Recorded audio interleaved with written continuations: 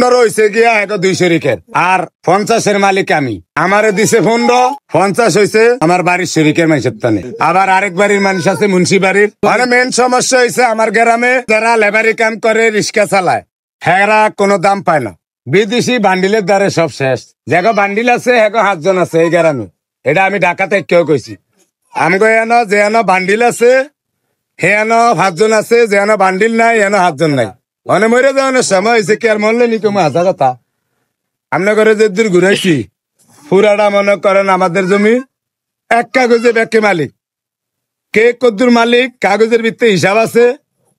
6 জন উকিল মিল্লা আমাদের মামলা করে উঠছে। অবশ্যই যাচাই বাছাই করে উঠছে। সরকারি লোক এত বোকা না যে কাগজ না দেখিয়া মামলা করে নিব।